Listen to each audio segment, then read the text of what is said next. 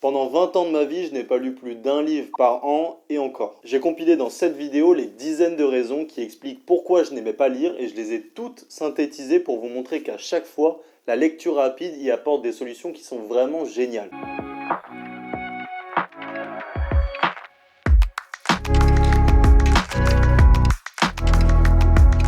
Pour moi, personnellement, la première raison, c'était que la lenteur rendait la lecture et même les livres de manière générale extrêmement ennuyeux. Je ne sais pas si c'était le cas pour vous, mais moi personnellement, 100 pages, c'était déjà super long. Je trouvais que ça n'avançait pas, que les auteurs se perdaient dans des détails qui ne m'intéressaient pas. Et moi qui étais né à l'époque, et qui ai grandi à l'époque des consoles, des écrans et tout ça, je me disais mais c'est pas du tout le rythme fait pour moi. Évidemment aujourd'hui, à l'heure des réseaux sociaux notamment, en fait ce problème il est décuplé et ça explique pourquoi il y a très peu de jeunes en fait qui ont envie de lire. Et en fait la première fois que j'ai fait de la lecture rapide, et je pense que vous êtes un peu dit la même chose, la première fois qu'on lit rapidement, on se dit qu'un livre peut être aussi stimulant intellectuellement et même visuellement qu'un écran finalement. Et la lecture rapide, ça met justement ça en avant. Ça nous montre tout simplement que le cerveau, et notre cerveau en fait, est sous-exploité quand il est face à des livres, quand on fait de la lecture traditionnelle, parce qu'on lit trop lentement et que notre cerveau peut vraiment traiter beaucoup plus d'informations, et ça il le fera grâce à la lecture rapide, et qu'en parallèle, quand on est mis face à des écrans, notre cerveau est surexploité, et il commence très rapidement à se fatiguer, à se déconcentrer, etc. Et ne plus voir le livre comme quelque chose d'ennuyeux, comme quelque chose de lent, mais justement au contraire comme quelque chose qu'on peut aller vraiment à l'essentiel rapidement, qui ne va pas rester des semaines et des semaines sur nos tables de chevet, de savoir qu'on peut aller chercher l'information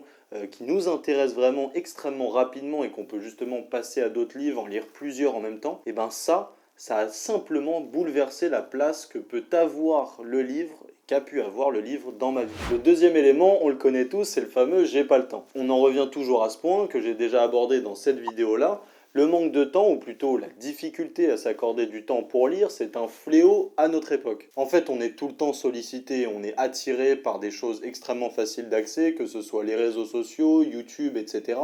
Et on perd le goût de la lecture parce que tout simplement, on perd le goût d'utiliser notre temps intelligemment. Et ici, de mon expérience personnelle, je me suis rendu compte d'un truc. C'est que quand j'ai commencé à accorder du temps à l'apprentissage de la lecture rapide, parce que oui, vous l'avez bien compris, ça demande du temps à dépenser, du temps de travail, je me suis rendu compte que le fait d'accorder du temps de travail, du temps d'apprentissage quand j'ai appris les premières techniques de lecture rapide, je me suis rendu compte que ça a créé une sorte d'habitude de temps de lecture, puisque justement il fallait que je passe du temps régulièrement, parce que ça faut insister dessus, c'est du temps régulier devant des livres. Et en fait, cette habitude est un petit peu devenue un cercle vertueux dans lequel, quand j'ai fini d'apprendre la lecture rapide, et ce temps d'apprentissage, je le convertis maintenant en temps de lecture. C'est logique. La troisième raison qui a fait que vous comme moi, on n'a pas aimé lire pendant longtemps, c'est tout simplement qu'on n'avait pas les bons livres entre nos mains. Et cette raison-là, dans une grande mesure, c'est pas du tout notre faute, c'est simplement la faute de l'école. Bah oui, parce qu'on a eu des classiques français ou anglais de 600-700 pages avec des styles trop alambiqués et des récits parfois trop peu dynamiques. Ça va être du Zola, du Proust, du Chateaubriand, alors qu'on a simplement 12 ans, 15 ans ou 16 ans. Je crois que cette raison-là est certainement la raison qui a eu le plus d'effet sur différentes générations, parce que quand vous demandez à vos parents, moi à mes parents ou à mes grands-parents,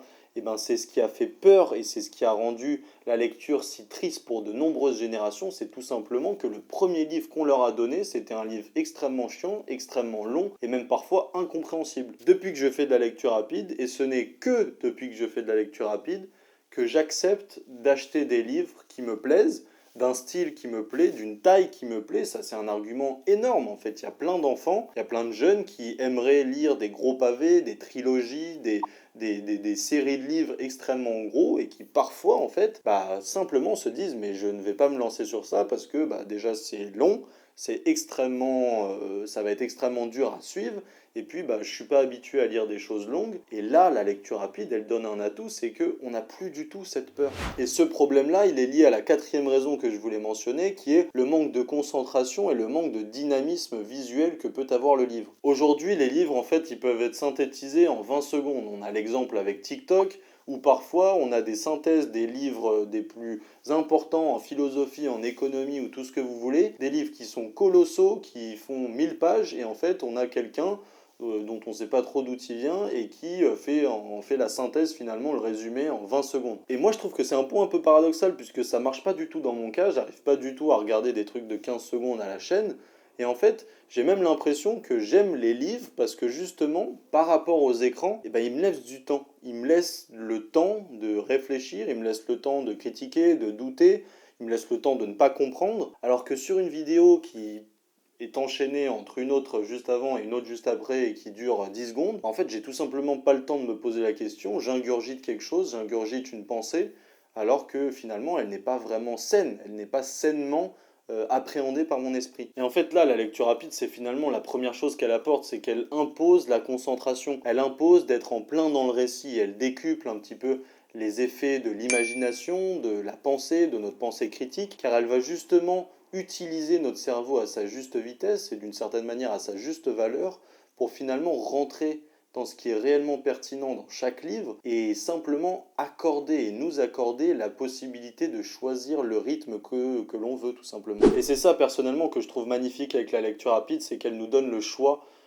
du temps et le choix du rythme qu'on va avoir. Ça peut être justement réduire votre rythme quand vous êtes face à des passages que vous avez envie d'apprécier, dont vous avez envie de profiter d'un vocabulaire extrêmement riche que vous aimez, etc. Aller plus rapidement sur des passages qui sont tout aussi intéressants, mais dont vous savez qu'ils ne sont pas extrêmement pertinents. Et c'est aussi accepter que il y a certains passages, même beaucoup de passages dans un ouvrage, tout simplement ne vous intéressent pas. La cinquième et à mon sens la dernière raison, c'est que j'ai souvent vu le livre comme un outil de travail et pas comme un outil de divertissement. En fait, pendant longtemps, le livre était associé aux vieux profs de français ou aux gros mathématiciens avec plein de formules partout et je ne voyais pas comment est-ce qu'on pouvait y prendre du plaisir. Et ici, la lecture rapide, la lecture même intelligente, j'ai envie de dire, c'est l'outil parfait pour démythifier un petit peu le livre et ce symbole, un petit peu de travail qu'on pouvait lui accorder. C'est un petit peu le faire tomber de son piédestal intellectuel, c'est accepter qu'on va se l'approprier.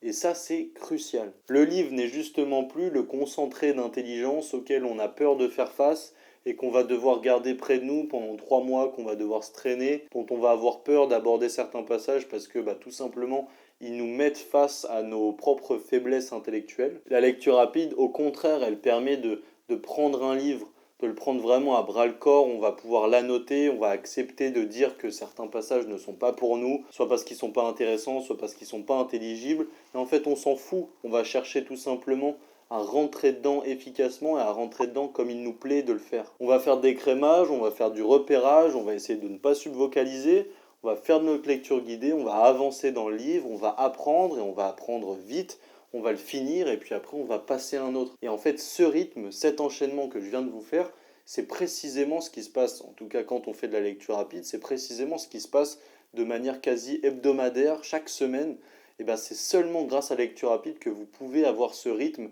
et cette liberté de penser. Et c'est un petit peu ça le mot de la fin, c'est que la lecture rapide, c'est à mon sens synonyme d'une plus grande liberté. Liberté!